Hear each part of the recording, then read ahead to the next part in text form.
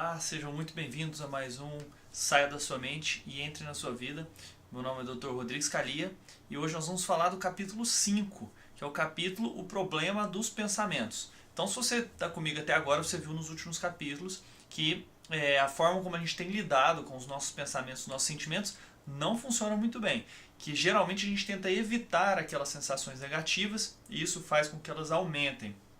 Nesse capítulo, nós vamos falar sobre o pensamento. Você já parou para pensar o tanto que o pensamento ele é pervasivo, o quanto que ele está presente na sua vida, o quão comuns os pensamentos são?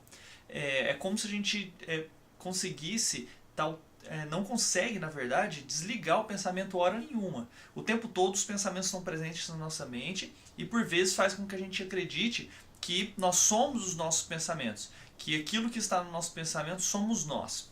E outra coisa que acontece muito frequentemente, não sei se acontece com vocês, comigo já aconteceu muito, já viram que às vezes você está dirigindo, por exemplo, e de repente você chega num lugar, depois de horas de direção, e você nem lembra do caminho?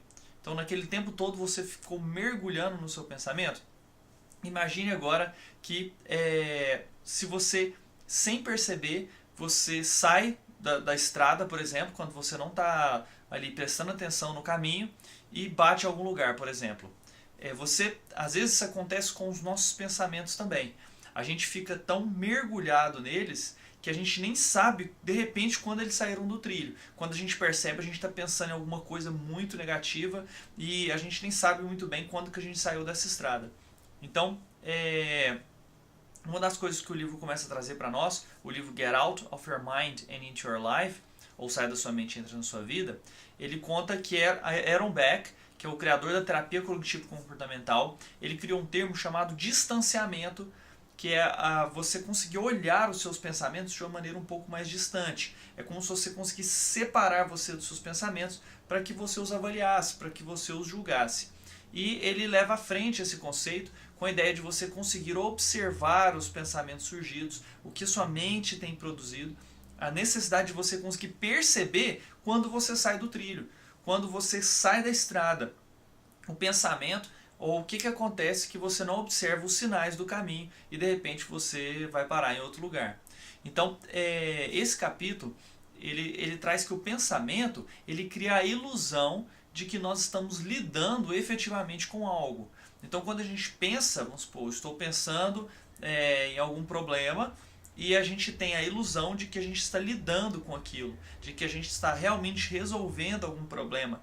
E aquele pensamento faz com que o problema ele aumente ou que ele diminua, de acordo com os pensamentos que vão surgindo. Então coisas elas podem parecer muito maiores ou muito menores de acordo com os pensamentos que vão surgindo.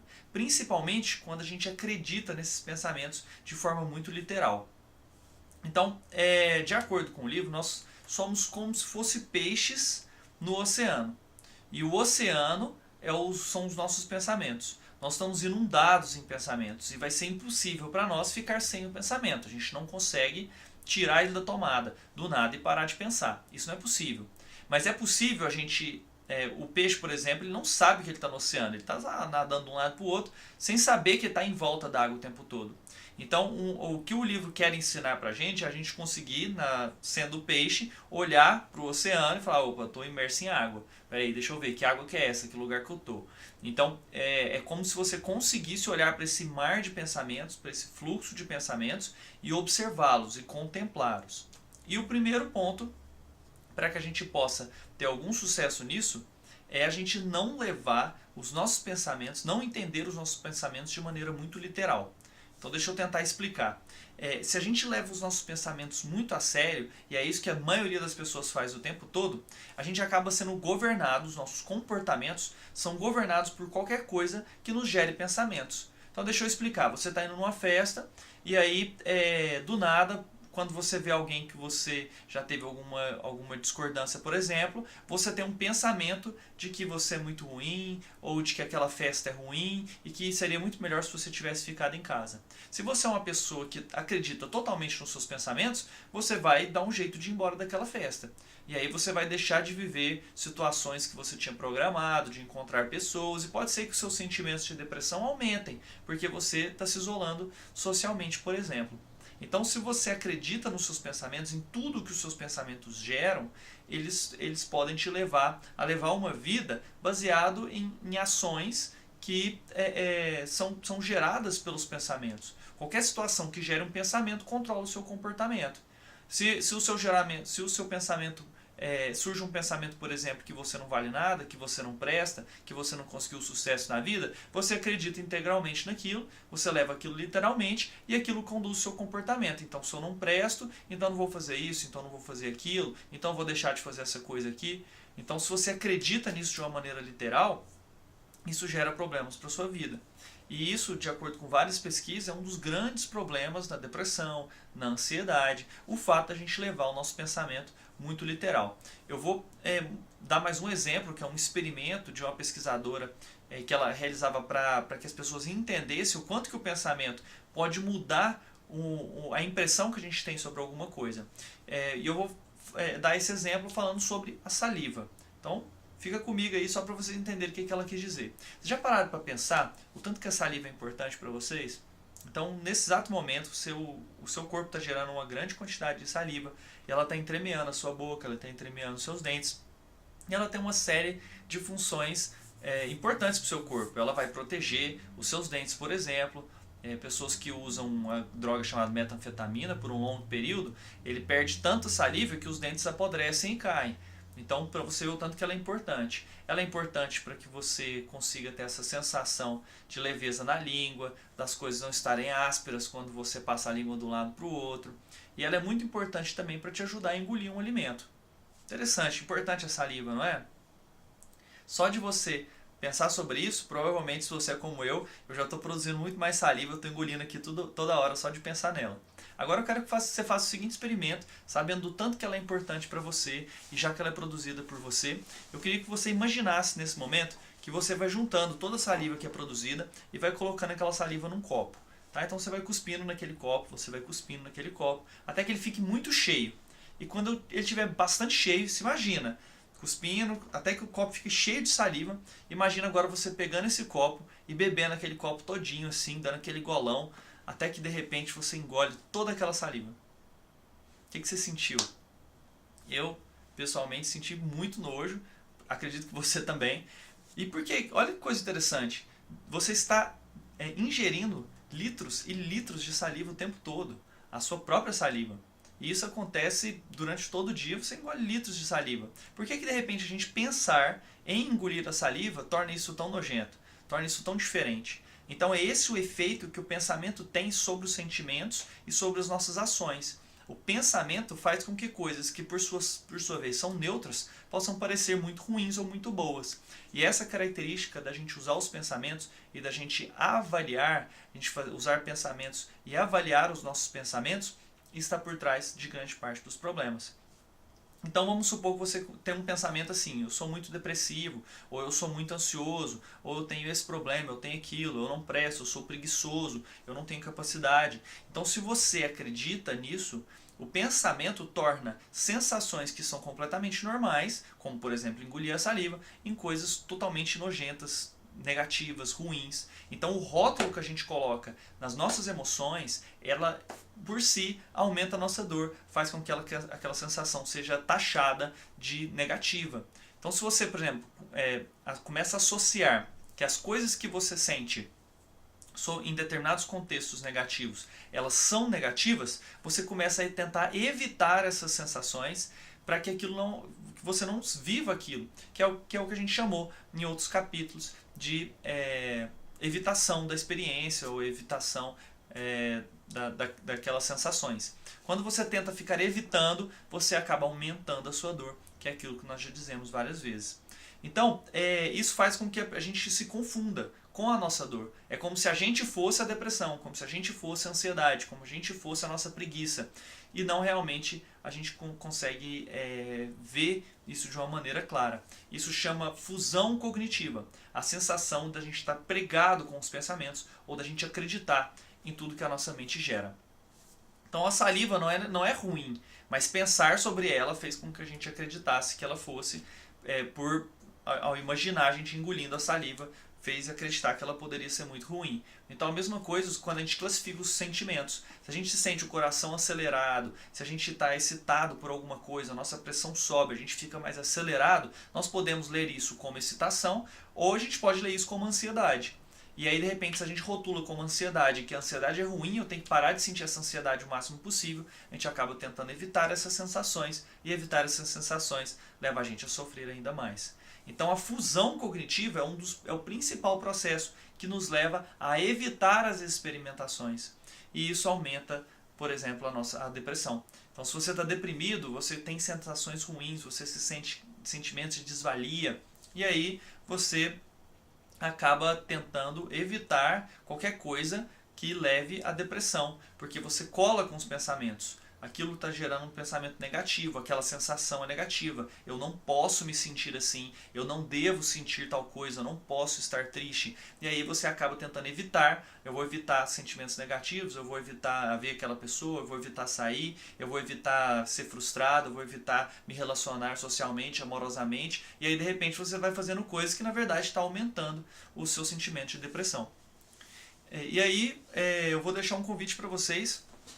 Espero que vocês tenham entendido o que ele quis dizer. Lógico que o livro é bem mais rico, mas basicamente ele vem explicar esse processo de fusão com os pensamentos, que nós frequentemente estamos fundidos com esses pensamentos. E ele começa a ensinar tarefas, e ele vai ensinar mais ainda nos próximos capítulos, que vai nos ajudar a tomar esse distanciamento, a conseguir observar e contemplar esses pensamentos sem que a gente acredite literalmente neles. Então, se você está aí na sua casa, de repente, o que você está pensando agora?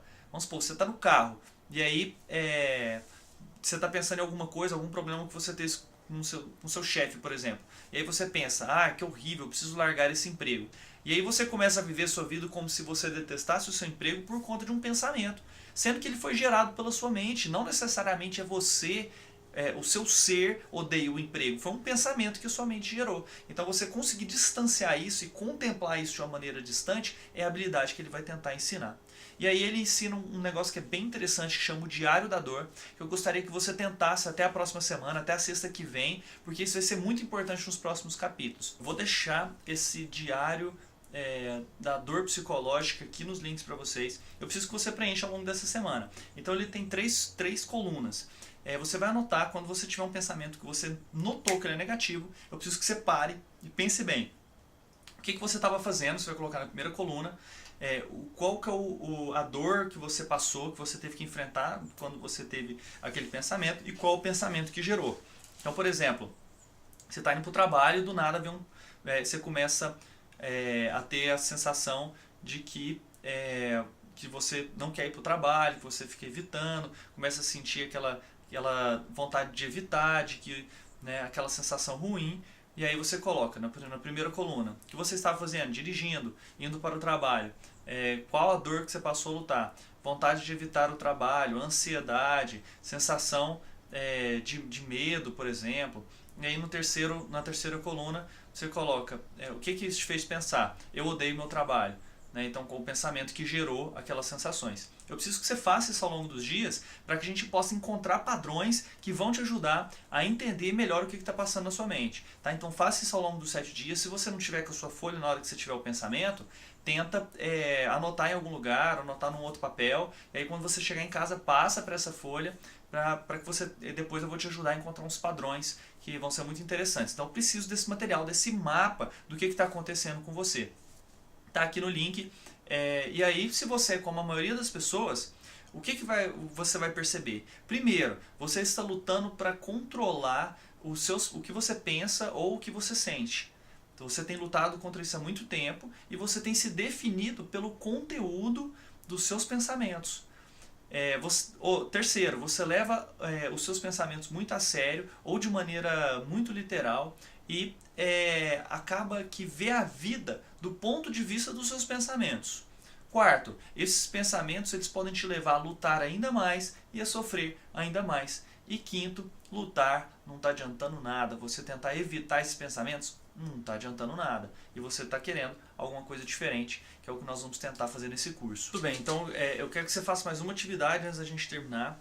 Que, assim, se você puder fazer logo depois desse vídeo, ou se você não puder, assim que você estiver tranquilo, eu quero que você pratique uma atividade chamada Trem do Pensamento. Eu coloquei um outro arquivo aqui com um link para você anotar depois, você também imprima, mas você vai sentar e durante alguns minutos, 3 a 5 minutos, você vai começar a pensar algo que te provoca dor, ou num pensamento difícil que você tem, em algum tipo de problema que você teve, e eu quero que você tente se distanciar, como se você olhasse os seus pensamentos em cima de uma ponte e você está vendo o trem dos seus pensamentos passar. E é um trem com 3 fileiras de vagões. Do lado esquerdo, você vai ver todos os pensamentos que são gerados. Então, do lado esquerdo, você vai tentar ver todas as sensações corpóreas, todas as percepções, as emoções que estão sendo geradas. Isso tudo está do seu lado esquerdo, os vagões do lado esquerdo. No meio, você vai tentar ver como se os vagões passassem, são os vagões dos pensamentos. Quais os pensamentos que você tem. Então, que tipo de pensamento que você está tendo.